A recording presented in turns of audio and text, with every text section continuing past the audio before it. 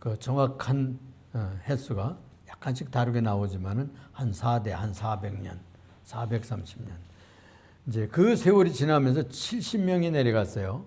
70명이 내려갔는데 장정만 성경에 기록되어 있는 통계 숫자가 얼마나 나오는 거 아니? 60만이라고 그랬어요. 60만. 우리나라 군대가 60만이었었잖아요. 지금 인구가 줄어가지고 50만도 안 되고 40만, 8만으로 줄었다고 그래요. 그러니까 이 자녀들을 많이 낳아야 되는데 자녀들 낳아서 키우는 것이 얼마나 고생스럽습니까? 그럼 군대가 다 줄어버렸어요. 그런데 그 나라가 이제 60만이라는 말은 그 군대 나가서 싸울 만한 사람들 20세 이상 60세까지 이렇게 해서 통계를 잡았는데 60만이었다니까 굉장한 것이죠. 그래서 한 가정에 아마 5명 또 뭐 옛날에 또 많이 낳았잖아요. 그러니까 뭐 7명, 8명, 10명 이런 가정들도 있었으니까 대단한 거죠. 그래가지고 한 180만 내지 한 200만 정도는 되지 않았을까? 가족들, 여인들, 어린이들 또 노인들까지 하면은 굉장한 인구가 옛날에 한 200만 정도면요 큰 거대 국가입니다. 굉장한 나라예요. 제가 그 고등학교 다니고 또 중학교 다니고 그럴 때 대구가 50만이 넘었다고 그래가지고 대구가 50만이 넘어서 뭐 좋다고 아주 기뻐하고 그러던 때가 있고 또 우리 고양시도 되었는데 100만이 얼마 전에 넘었어요. 100만. 그러니까 이런 도시가 2개나 되는 그런 거대한 민족이 된 겁니다. 근데 이 사람들이 이끌고 나온 사람들이 누구예요? 모세이지 않습니까? 모세가 이끌고 나와가지고 이 시나이 반도라고도 그러고 또는 그 미디안 시내산 앞에 머물러 가지고서 거하게 되는데 이집트에서 노예 노릇 하다가 그냥 뭐 안식일도 없이 쉼도 없이 중노동하면서 신도시 건설에 전 국민이 그냥 투입되어 가지고 그냥 정말로 힘들었어요. 그래서 하나님 앞에 울부짖고 부르짖으니까 지도자 모세를 보내가지고 그들을 이끌어냈어요. 그래가지고 어디로 나왔는 거 아니? 자기가 도피해서 살던 그 미디안 광야, 그 시내산이 있는 그런 곳인데 그것 시내산 앞에 와서 너희가 내 백성을 이끌고 나와서 이 앞에서 예배를 드리게 될 것이다. 그 예언이 이루어지게 된 거예요. 그래서 이 모세라는 지도자가 하나님 앞에 시내산에 올라가게 됩니다. 시내산 꼭대기에 그때 십계명을 내려주기 위해서 하나님께서 강림하셨었어요. 빽빽한 구름과 불타는 그 불꽃 속에 하나님이 직접 강림하셨어요. 그래가지고 모든 이들이 다 두려워 벌벌 떨고 그리고 지진이 일어나고 하나님이 직접 음성을 발휘하는데 그냥 우레소리 같이 그냥 막 굉장하게 울리니까 모세에게 부탁을 했어요. 모세요, 모세요. 우리가 도저히 하나님 음성을 직접 듣기가 두렵사오니 당신께서 들으시고 우리에게 전해주시면 우리가 지키겠나이다. 이래가지고요. 모세가 하나님 앞에 올라가서 받았던 계명이 뭐냐? 10계명이에요. 오늘 우리가 교독했잖아요. 이것을 2 돌판에다가 이렇게 하나님이 써주셨어. 첫째 계명에서부터 5째 계명은 첫 돌판에, 또 6째 계명에서부터 10째 계명은 2째 돌판에, 돌판 2개에다가 새겨서 내려준 계명이 바로 이 10계명입니다. 그것이 우리가 지금은 그때는 종이가 없는 시대니까 돌에다 성경 말씀을 써준 거예요. 그래서 돌 성경이지, 돌 성경. 그런데 요즘에는 발전이 돼가지고 이 얇은 종이에다가 이렇게 성경 말씀, 예언의 말씀들 다 일일이 기록하고 인쇄해서 얼마나 편리한 시대에 삽니까? 그런데 그때는 성경 종이가 없으니까 거기다 돌에다가 성경 말씀을 써가지고 10계명을 써서 이것을 지켜라 하고 내려주는 것입니다. 그래서 그 얘기를 배경으로 해서 오늘 이야기를 시작하려고 하는 것이죠. 그래서 이 모세가 시내산에 올라가서 받았던 이 10계명을 받아가지고 내려와서 야곱의 백성, 야곱의 아브라함의 아들 이삭, 이삭의 아들 야곱, 야곱이 몇 명을 낳았죠? 12명의 아들을 낳았어요. 아주 큰 가문을 만들었는데 이래가지고 12지파가 생기고 그 후손들이 발전해가지고 이집트의 곡창지대, 옛날에는 농사 짓던 시대잖아요. 양을 치고 소를 키우고 하는 그 목축업을 하는 민족이 이 이스라엘 민족이었고 야곱의 백성들이었고, 양을 치다가 흉년이 들어가지고 이집트에 내려갔던 거예요. 이집트에는 나일강, 지금도 나일강이 흐르잖아요. 그 나일강은 곡창지대입니다. 1년에 한 번씩 반드시 그때 홍수가 났는데, 그래서 홍수가 나가지고 물이 가득 찼다가 이렇게 다 물이 찌고 내려가면은 그 땅에 걸음을 얼마나 그냥 갖다 놓고선 내려가는 거예요. 그러면 그 땅에 양 강변에다가 밀을 그냥 아직 홍수가 물이 다 나가지도 않은데 뿌려 놓는 거야. 이렇게 밀도 뿌려 놓고 보리도 뿌려 놓으면 그래서 물이 나가면 그게 자라나와서 싹이 나가지고 그냥 김매지 않아도 그냥 막 아주 그냥 곡창지대입니다. 그래서 거기다 돌 말뚝을 하나씩 바꿔 놓는 거예요. 그래가지고 여기까지는 우리 땅, 저기서부터는 너희 땅. 그래가지고 그 나라에서 이집트에서 뭐가 발전했는 거 아니? 기하학이 발전했어요.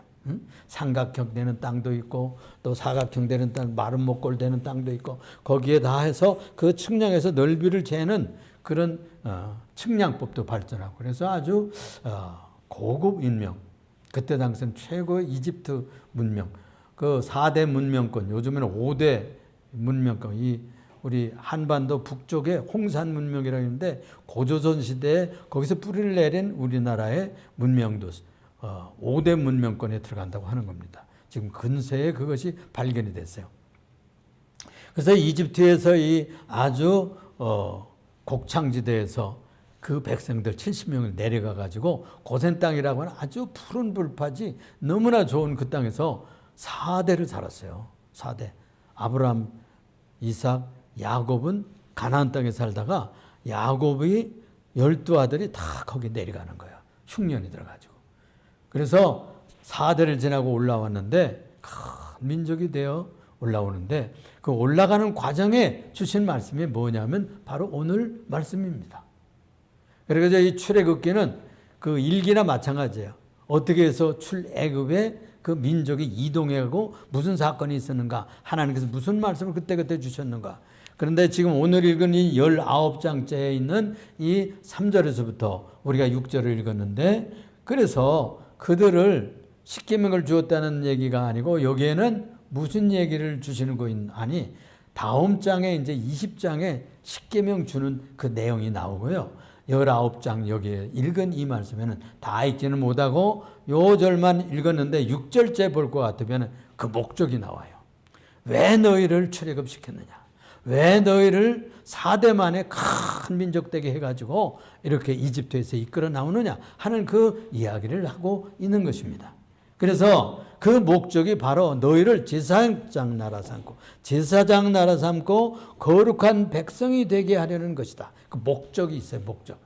우리 삶에는 목적이 있잖아요. 여러분들 세상 사람들 돈 벌고 잘 먹고 잘 살고 하다가 가겠다. 이것이 목적이에요. 거의. 출세하고 자기 하고 싶은 짓 하다가 가겠다. 이것이 목적인데 예수 믿는 사람들은 어떤 목적으로 살아야 되는지를 여기서 가르치고 있는 거예요. 이스라엘 백성들의 존재 목적, 그렇게 민족이 70명밖에 내려가지 않았는데 장정만 60만이고 한 200만이라고 그러면 거창한 민족이 되어서 올라오게 됐는데 그 민족을 이끌어가던 모세가 받은 그 삶의 목적이 뭐냐 하는 것을 여기에 가르치고 있는 겁니다. 그래가지고 6절에 너희가 내 말을 잘 듣고 내 언약을 지키면 너희는 모든 민족 중에서 내 소유가 되겠고 너희는 내게 지상 나라가 되며 거룩한 백성이 되리라. 이런 목적을 두고 그를 출발시켰던 것입니다. 그래서 이 이스라엘은 어떤 목적으로 출현되었나 하는 것이에요. 우리 존재의 목적이 있어야 됩니다. 우리 인생은. 왜 돈 벌고 왜 공부하고 왜 이 가문에 내가 태어났으며 대한민국이라는 이 민족 속에 또 이 한반도에 우리가 이 환란 많고 시련 많은 한반도에 나를 보냈을까 이런 생각을 하면서 우리가 공부도 하고 돈도 벌고 가문도 세우고 집도 가고 장가도 가고 그래야 되는 겁니다. 응? 삶의 목적을 잃어버리고 아이고 뭐 어쩌다 보니 이렇게 났으니까 그냥 뭐 나온 거지 이러고 남들처럼 다 저렇게 살다가 가니까 나도 그저 많은 사람들이 가는 길로 나도 그냥 떼거지로 그냥 가다가 어디로 가는지 모르고 가다 죽으면 안 된다고 말해요. 너희가 태어나고 출발한 이유가 있는데 그건 바로 너희를 제사장 나라 삼고 거룩한 백성을 만들어주기 위함이다 라고 하는 것입니다. 그래서 여기에 보면은 제사장 나라, 맘레케트 고하임. 고하임은 제사장이라는 뜻이고 맘레케트는 나라, 왕국 그런 뜻이에요. 제사장 나라, 고하임, 제사장의 나라를 만든다는 거예요. 이것이 나중에 발전해가지고 하나님의 나라가 됩니다. 요 이름에 빠지고 하나님의 나라가 되는 거예요. 제일 출발이 그래서 제사장 나라가 되는데 목표가 있었다는 거예요. 여러분들 왜 예수 믿게 됐느냐 하면은 여러분들도 이 제사장 사역을 하기 위해서예요. 제사장이 뭐냐 하는 것을 여러분들도 배우게 될 것입니다. 그래서 이 제사장은 세상과 우리가 세상에서 살잖아요. 여러분 가정적인 가문에서 또 시집가서 며느리가 되기도 하고 어머니가 되기도 하고 또 그 가정의 귀한 가정이 되기도 하고 그러지 않습니까? 그런데 그 대표가 되고 가족이 되는 이유가 뭐냐? 그 가정과 가문의 제사장 되기 위해서라는 거예요. 우리에게 적용을 하면 여러분들이 예수 먼저 믿는 사람이 그 가정의 제사장입니다. 여자든지 남자든지 상관이 없어요. 우리가 예수 믿는 사람은 제일 먼저 그 가문에서 예수 믿었으면 그 사람이 제사장이야. 탑이야. 리더야. 신앙적인 리더입니다. 그래서 책임감을 가지고 살아야 되는 사명이 있는 거예요. 그래서 수많은 사람들이 있지만 가문에서 그들을 뽑아서 먼저 예수 믿고 먼저 하나님 앞에 나오게 하는 이유가 있는 거예요. 이스라엘 백성들이 수많은 백성들이 있는데 그중에서 축복해 주시고 갑자기 4대 만에 200만이 되게 하신 이유가 있는 거예요. 그것을 여기서 목표를 얘기해 주고 있는 겁니다. 이것은 세상과 하나님 사이에 다리를 놓기 위해서요. 중보 사역을 하는 것입니다. 제사장은 중보, 다리 놓는 역할이에요. 우리 인간들은 죄가 많잖아요. 제사하는 그 제사장은요, 인간의 우리들의 죄를 짊어지고 하나님 앞에 가는 거예요. 가가지고 하나님 앞에 아래 우리들이 이런 죄를 지었습니다. 우리 가문에서 이런 죄가 많아요. 우리 자식들이 이런 죄가 있어요. 저도 죄를 지고 있어요. 이런 죄가 있는데 하나님 앞에 나아가는 거예요. 나가서 이런 죄를 사하여 주세요. 용서하여 주세요. 그리고 그 용서의 사역을 중개하는 거예요. 그게 누구냐? 제사장이에요. 목사도 그런 일을 하는 겁니다. 여러분들이 먼저 믿는 이들이 그런 일을 하는 겁니다. 친구들 사이에서 내가 먼저 믿으면 내가 친구들 사이에서 제사장이야. 신앙적인 리더예요. 그래서 그들 아직도 모르지만 그들을 위해서 기도하고 그들의 죄를 위해서 하나님 앞에 대신 고해주는 역할을 하는 것입니다. 그래서 모세가 시내산에 올라갔을 때 출애굽의 왜 그 목적을 알게 되었고 그 다음에 큰 민족으로 성장할 것을 알고 지시받게 되는 것입니다. 그래서 이것은 언제 하나님이 약속해 줬느냐? 아브라함에게 하셨던 거예요. 그러니까 이스라엘이라고는 야곱의 조상이었던 그 3대 전 조상 아브라함이라는 신앙의 조상이 있었어요. 이 사람이 갈대아 우르에서 불름받아 나와가지고 하나님께서 야 아브라함아 내가 네게 지시하는 땅으로 가거라. 그러면 내가 너에게 큰 땅을 주고 너를 큰 민족 되게 하겠고 내 이름을 창대하게 높여줄 것이다. 이런 얘기를 했어요. 그래서 뽑아서 믿음의 조상을 삼았어요. 믿음의 조상을 삼았던 이유가 뭐냐 하면 바로 그 민족 그 조상 밑에서 많은 거룩한 백성이 태어나게 하기 위해서였던 것입니다. 신명기 7장 6절에 보면 너는 여호와의 성민이라. 그래서 성민은 거룩한 백성이라는 뜻이에요. 그의 특별한 소유가 됨이라. 거룩한 백성이 되고 깨끗한 백성이 되면 하나님이 백성이 되는 겁니다. 더럽고 추하고 죄짓고 마음대로 살고 엉망소판 나쁜 짓거리하면서 살면 하나님의 백성 노릇이 안 되는 거예요. 그래서 거룩한 백성, 죄를 짓지 않으려고 노력하고, 우리가 뭐 실수가 있죠. 허물도 있고 그렇지만 죄를 안 지으려고 노력하는 백성이에요. 그게 거룩한 백성이에요. 하나님께 속한 사람들이에요. 하나님께 붙잡힌 사람들. 이사야서 6장 61장 6절에도 볼 것 같으면 오직 너희는 여호와의 제사장이라 일컬음을 받을 것이라 라고 했어요.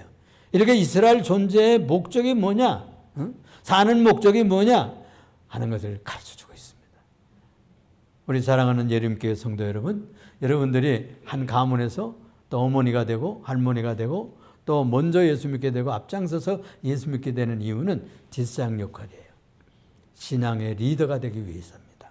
두 번째로 생각할 것은 그러면 제사장 나라로 성장할 요건이 뭐냐? 어떻게 하면 그러면 제사장 되느냐? 어떻게 하나님의 귀한 신앙적인 리더가 될 수가 있겠느냐? 제사장 나라를 만들려고 그들을 애굽에서 내려가서 민족 되게 하셨다고 그랬죠? 그리고 그들이 나와서 도덕적으로 살고 윤리적으로 살고 그 다음에 영적 순결, 신앙적 순결성을 가져야 돼.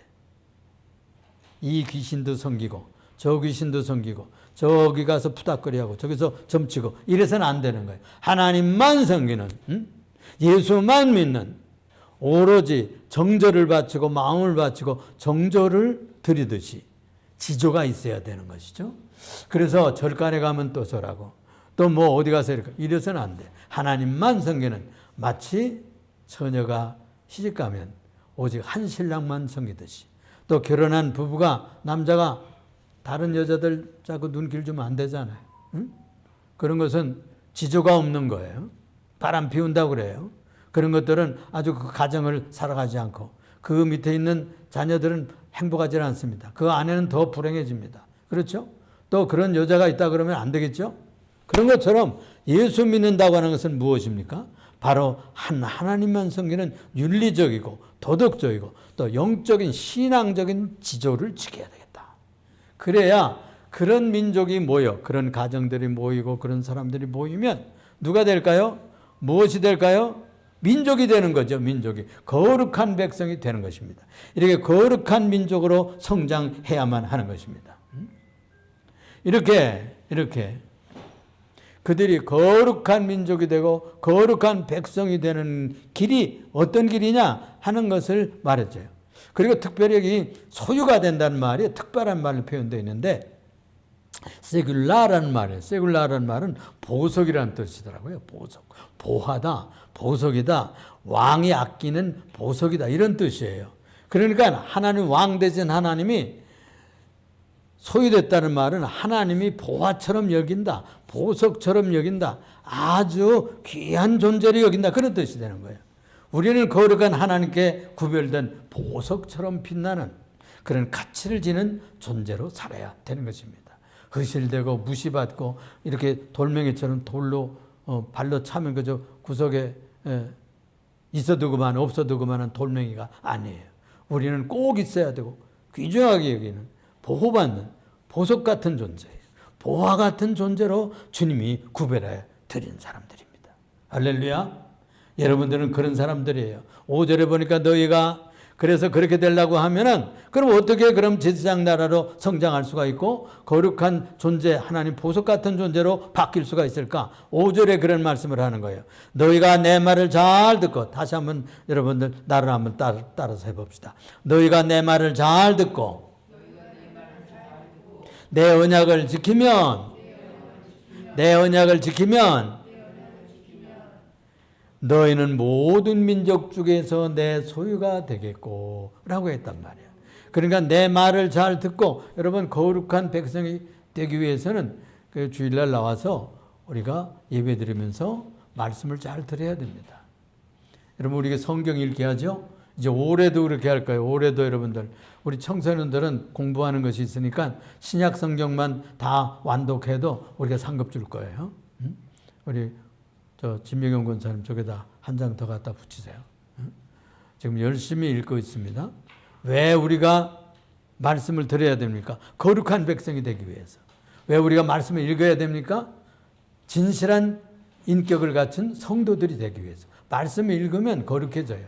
말씀 읽으면 깨끗해집니다. 말씀은 물이에요. 말씀은 생명의 물이야. 그래서 성경을 많이 읽으면 우리의 양심이 씻어져요. 또 우리들의 안목이 거룩해져요. 우리의 눈길이 깨끗해져요. 우리의 성품이 고결해져요. 성민이 되는 겁니다. 거룩한 민족이 되기 위해서는 그래서 뭘 들어야 되냐? 내 말을 들으라. 하나님의 말씀을 들으라. 그런 말이에요. 여러분들 읽어야 듣습니다. 그렇죠? 성경을 읽으세요. 그래서 시간이 있든지 없든지 또 이렇게 눈이 아프고 그러면은 그런 분들은 이 핸드폰에다가 성경을 앱을 다운시키면은 받으면은 그거 들을 수 있어요. 이어폰에다 해가지고 다니면서 듣는 거예요. 운전하면서 듣고 전철 타고 하면서 듣고 또 무슨 일을 하면서도 듣고 이렇게 들을 수 있어요. 눈이 아프고 이렇게. 그래서 주의 말씀을 들어야 된다고 그랬어요. 너희가 내 말을 듣고 그 다음에 듣기만 하면 뭐예요? 내 언약을 지키면. 이 언약이라는 말입니다. 언약은 말로 언약한 거예요. 말로. 여러분들 옛날에는요 계약서 그렇게 뭐 거창하게 안 썼어요. 말 한마디로요 다 집도 팔고 사고 이러기도 했고요. 옛날에는 여러분들 그 시골에서는 연애하면요 처녀 총각이 달밤에 저 냇가나 이런데 보드나무 밑에 가서 만나요. 만나가지고 약속을 하는 거예요. 문서를 쓰는 게 아니에요. 응? 언약을 하는 거예요. 응? 갑더라 너 이제 서울 올라가면 다른 짓 하지 말고 다 때가 되면은 약속을 하면은 때가 되면 나를 불러 올려야 돼. 그래가지고 언약을 합니다. 손가락으로 깍지로 이렇게 약속을 하고 그러잖아요. 응? 그걸 언약이라고 그래요. 언약이. 근데 와서 보니까는 아니 뭐 서울 올라가 와 보니까 갑돌이가 뭐 처녀들이 뭐 한둘이 있는 게 아니고 얼마나 멋진 처녀들이 많은 거예요. 그래서 세상에 글쎄 마음이 변하는 거예요. 마음이 변해가지고 딴 여자를 보고 그래가지고 암만 기다리는 저 갑순이를 불러올리질 않는 거예요. 글쎄 이렇게 되면 되겠어요? 그러면 결혼이 안 되는 거예요. 결혼이 안 되는 거예요. 우리가 하나님 앞에서 너는 내 것이라 내가 너를 키웠다. 너를 거룩한 존재로 그리고 너를 보석 같은 사람으로 내가 만들려고 한다.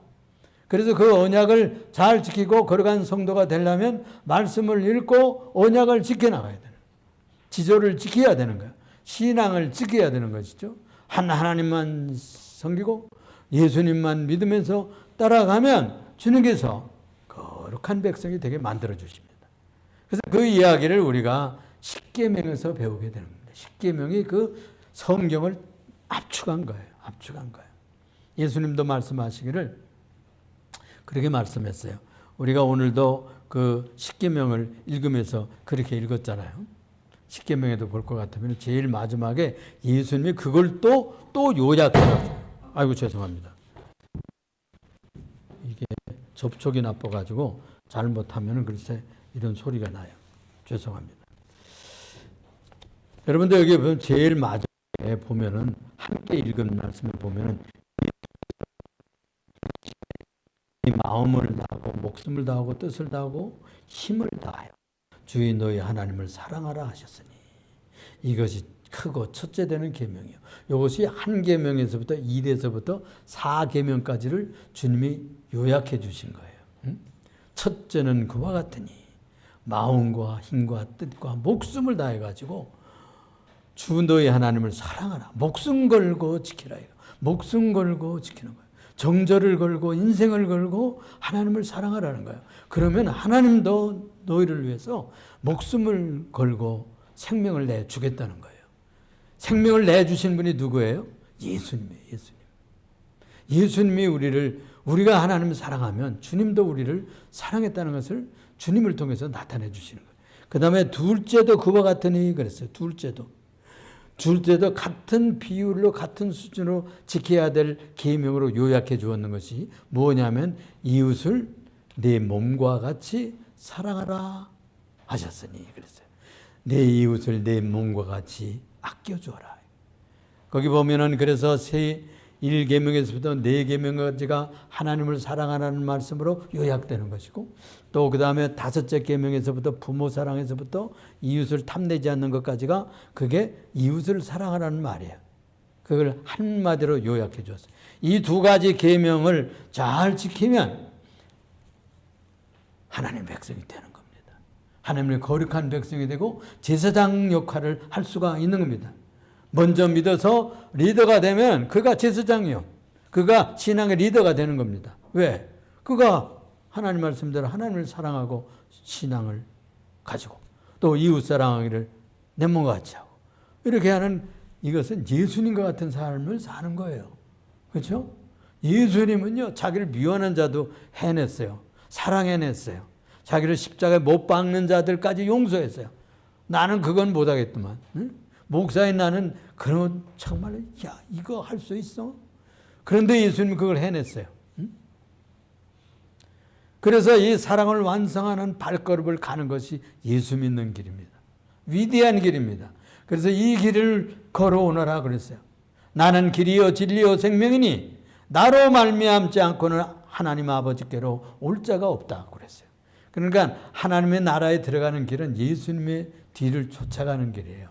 한 발걸음. 오늘 찬송에서도 보면은 한 걸음씩 한 걸음씩 우리가 예배 전에 불렀던 찬송이 그런 찬송이에요. 한 걸음씩 한 걸음씩 주님 앞에 따라가는 거예요. 세 번째로는요. 그래서 이제 이 불완전한 그렇게 살기로 했는데 잘 되지 않아. 그래서 가나안 땅에 들어가가지고 제사장들을 세웠죠. 레위 지파에서 제사장들을 세워가지고 잘못할 때마다 어떻게 해서 뭘로 죄를 용서받았어요? 양 한 마리 가가지고 양의 피를 흘려가지고 응? 아예 출발 때부터 양 한 마리 잡고 그걸 잡아먹으면서 그 피는 문설주와 그리고 인방과 문설주 이 기둥 설주 이걸 문기둥이잖아요. 거기다 다 발라서 바깥에다. 그래가지고 죽음의 천사가 애굽 사람들은 치러 들어갔지만 이 이스라엘 사람들은 그 양의 피만 있으면은 그냥 지나갔어. 그 죽음의 신이. 그래서 그 날을 패스오브라고 그랬어요. 새 출발하는 달이 됐어요. 그 이스라엘 백성이 출발하는 달이 바로 그 지점이었어요. 양의 피 때문에 그들은 살아남았어. 그래가지고 그게 출발점이에요. 예수 믿는 것의 출발점은 뭐냐? 양 대신 어린 양 대신 예수님의 피를 믿고 새 출발하는 거예요. 예수 믿고 예수님이 우리 다 죄인이죠. 그 가정에요. 피 뿌린 가정에도 거짓말쟁이도 있고 도둑놈도 살고요. 유대인들도요. 사기치는 사람 많았어요. 그런데도 불구하고 양 피만 뿌려져 있으면 그냥 지나가는 거예요. 예수님을 믿기만 하면 우린 그냥 지나가줘요. 패스 오버. 안 물어. 묻지 않아. 내가 이런 죄를 짓고 젊었을 때는 이랬고 뭐 늙었을 때는 이랬고 저랬을 때는 저랬고 뭐 많죠. 그런데 그런 것을 다 덮어주신단 말이에요. 그게 예수님의 피의 능력입니다. 그래서 이스라엘 백성들이 새 출발한 것이 양의 피 때문에 출발된 거예요. 그래가지고 가나안 땅에 들어가서 삶했을 때 어떻게 해야 되겠어? 그래서 또 양을 또 잡는 거야. 또 부자들은 그것만 가지고 안 되겠다. 이렇게 하나님이 축복하시는데 소 한 마리 막 잡기도 하고 이래가지고 하나님 앞에 제사를 드렸어요. 여러분 소 한 마리 잡기가 얼마나 힘듭니까? 양 한 마리도 어려운데. 가난한 사람들은 그래서 비둘기 이렇게 사가지고 그들은 닭 치듯이 비둘기를 쳐가지고 그걸 단백질을 보충했다고 그래요. 그래서 그 비둘기 2마리를 예수님이 낳았을 때도 그 가정이 가난했던가 봐. 양 한 마리를 못 바치고 비둘기 2마리 목 비틀어가지고 피 흘리고 그거 태워가지고 정결 예식을 했잖아요. 그렇습니다, 여러분. 이 가나안 땅에 들어가서 그 짓을 해도 안 되는 거야. 안 되는 거야. 그래가지고 새로운 길을 열으셨는데 맨날 양 잡고 맨날 소 잡고 맨날 피 뿌리고 이런 짓을 할 수가 없다. 그리고 그 솔로몬 시대에 볼 것 같으면요. 12만 마리를 잡았다는 거예요. 양 한 절기에. 12만 마리가 죽어나갔어요. 아마 피에 강이 흘렸어요. 피에 그냥 시냇물이 흘렀을 것 같아. 그러니까 수많은 사람들이 살아나기 위해서 죄 없는 양들이 죽어나간 거지. 이런 일을 행할 수 없다 해요. 예수님께서 십자가에 죽으신 거예요. 그 길을 여신 것이 바로 신약시대입니다. 그래서 구약시대는 올 테스타멘트, 오래된 약속이고 신약은 뉴 테스타멘트, 새로운 계약이 들어간 거예요. 그래서 구약시대에 양 잡고 소 잡고 비둘기 잡아서 내 죄 대신 죽이던 그런 시대는 끝장나고 우리 주 예수 그리스도께서 십자가에 죽으신 새로운 시대가 열려지게 된 것이에요. 그게 바로 새로운 시대입니다. 어떻게 해서 이 제사장 나라가, 거룩한 나라가 완성이 될까? 새로운 시대가 열려져야 되겠다는 말이에요. 죄 많은 그 아론 제사장과 그 계열들에서 아무리 제사를 지내고 아무리 그렇게 해도 안 되니까 히브리서 기자가 이렇게 얘기했어요. 멜기세덱의 반차를 쫓는 새로운 제사장이 일어났다. 그래서 멜기세덱, 이 멜기세덱은 의의 왕이에요. 또는 샬롬 왕이라고도 그래요. 이 아브라함 때 있었던 제사장이 나타났다가 사라졌어요. 그런데 이 족보도 없고 시작도 없이 나타났다가 사라진 이 아론 제사장의 계열은 실패한 우리 인류 대속과 구원에 실패한 제사장 계열이에요. 그런데 새로운 제사장을 일으켰는데 그가 누구냐? 바로 예수 그리스도를 일으킨 거예요. 그게 멜기세덱의 반차에서 일어난 그리스도 시대가 열리게 된 겁니다. 십자가 지고 단번에 대속 제물이 돼버렸어. 응? 맨날 그냥 죄 지었을 때마다 양 잡고 비둘기 잡고 소 잡던 시대는 끝나나 버리고 그걸 끝내기 위해서 예수님의 십자가에 단번에 제물이 됐어요. 거룩한 대제사장으로 성소에 들어가 버리셨어요. 그렇게 함으로써 불완전한 대제사장 시절은 끝장나고 영원한 대제사장, 새로운 시대가 쫙 열리게 된 겁니다. 그게 바로 히브리서 7장 27절에 있는 말씀입니다. 그는 저 대제사장들처럼 먼저 자기 죄를 먼저 위해서 제사 드리고 다음에 백성의 죄를 위해서 그렇게 날마다 제사 드리는 것 같이 할 필요가 없으니 이는 그가 단번에 자기를 드려 이루셨습니다. 단번에 이루셨다. 또 히브리서 9장 12절에 염소와 송아지의 피로 아니하고 오직 자기의 피로 단번에 성소에 들어가서 영원한 속죄를 이루셨느니라. 에셀된 에파팍스랍니다. 에파팍스가 단번에란 뜻이에요. 에피 위에 단번에 한 번에 그렇게 피를 뿌려 완성한 겁니다. 히브리서 9장 28절을 또 강조하는 거예요. 이와 같이 그리스도도 많은 사람의 죄를 담당하시려고 단번에 들이신 바 되었다. 거기도 아팍스라는 말을 썼는데 그게 단번에란 뜻이에요. 단번에 제물로 자기를 드렸다는 거예요. 그 밑에 보면 히브리서 10장 10절에 이 뜻을 따라 예수 그리스도의 몸을 단번에 들이심으로 말미암아 우리가 거룩함을 얻었다. 우리가 그래서 깨끗해지고 예수 믿으면 거룩한 백성이 된다는 이유가 뭐냐? 예수님이 완성된 제사를 단번에 드리셨기 때문에 이제는 여러 번의 제사가 필요 없는 거예요. 짐승의 제사가 필요 없어. 예수의 피가 단번에 완성했어.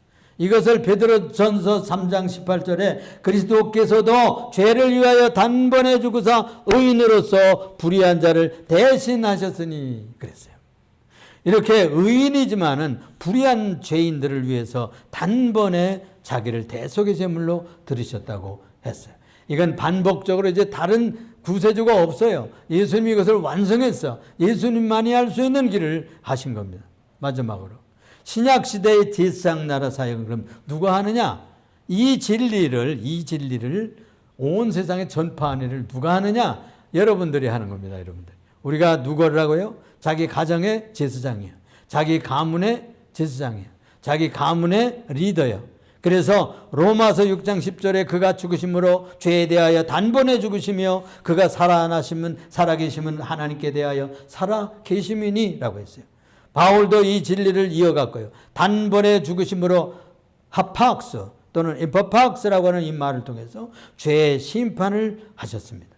그래서 시간적 표현을 넘어서 구속사의 결정돼 버리고 말았어. 완전성을 말하는 아주 핵심 단어입니다. 신앙 용어예요. 중요한 말이에요. 단번에 이루었다는 거예요. 그래서 히브리서에서도 바울서신에서도 공동서신에서 성경에 보면 예수님의 사역의 유일무일성, 누가 그걸 대신할 수가 없어. 하나님의 아들은 한 분인데 그분만이 하실 수 있는 길을 가셨어요. 복음의 완성을 나타냅니다. 유다서 1장 3절에 그래서 성도에게 단번에 주신 믿음의 도를 위하여 힘써 싸우라. 힘써 싸워야 돼. 우리는 신앙생활을 싸우는 영적 전쟁에 들어가 있는 군인과도 같아요. 우리는 대장입니다. 가문의 대장이고 가정의 대장이고 또는 우리 친구들의 앞장선 사람들이에요. 그래서 우리가 신앙의 도를 위해서 힘써 나아가는데 이 단번에 받은 믿음이에요. 믿는 것은 여러 번 걸치는 게 아니에요. 한 번 믿음이 와요. 믿어지는 거예요. 믿음이 선물이에요. 믿어지기 때문에 교회 나오는 거예요. 그렇죠? 믿어지는 겁니다. 이 믿음이 바로 우리가 거룩한 백성이 되고 하나님의 제사장이 됐다는 증거가 되는 것입니다. 이걸 우리들에게 완성시켜 주시냐? 죄 많은 우리들에게 예수님이 인치시고 예수님이 피 뿌려서 우리를 제사장 삼으셨어요. 복음의 제사장을 삼으셨어요. 그래서 이 구속의 단회성 널리 교회가 증거해야 돼. 복음을 전해서 다른 사람들도 예수 믿고 제사장 되고 하나님의 자녀로 왕 같은 제사장들이 돼야 되겠어요. 베드로전서 2장 9절에 보면 베드로 사도가 쓴 서신에 이렇게 되어 있어요. 너희는 왕 같은 제사장들이여 거룩한 나라요 그의 소유된 백성이니. 여기도 출애굽기에서 하는 얘기를 또 되풀이하고 있는 거예요. 이게 신약의 제사장들입니다. 너희는 예수 믿고 왕 같은 제사장들이 됐다. 거룩한 나라가 됐다. 그의 소유된 백성이 됐다. 보화 같은 존재가 됐다. 계시록 1장 6절 또 5장 10절에 우리는 나라와 제사장으로 삼으셨다. 여기서도 말씀하고 있어요. 그러므로 우리는 어떻게 살아야 되겠어요? 디도서 2장 14절에 이런 말씀을 합니다. 그가 우리를 대신하여 자신을 주심은 모든 불법에서 우리를 속량하시고 우리를 깨끗하게 하사 선한 일을 열심히 하는 자기 백성이 되게 하려 하심이라. 선행을 하는 자기 백성. 옛날 성경에는 친백성, 가까울 친, 친하다 할 때 친구, 친백성, 자기 백성을 삼으셨다는 거예요. 뭘 하려고? 선행을 하게 하려고, 거룩한 삶을 살게 하려고, 선한 삶을 사는 백성 삼으려고, 거룩한 주의 제사장들이 되게 하려고 우리를 뽑으셨습니다. 그렇습니다. 이 몸된 교회와 성도 여러분들이 동일하게 이 사명을 받은 거예요. 제사장 나라는 세상과 하나님과 사이에 뭘 놓는다고? 다리를, 화평의 다리, 화해의 다리, 복음의 다리를 놓는 거예요. 제사장이 중보자요 예배자요 또 율법을 가르치는 사람이듯이 교회 공동체 성도 여러분들 자신들이 예수 십자가 믿으면 누구한테나 이 얘기를 해줄 수 있습니다. 예수 믿어야 산다. 하나님께 갈 수 있는 길은 예수밖에 없다. 예수님 하나님 아들 한 분인데 그분이 피 흘리고 그런 피는 없다 세상에.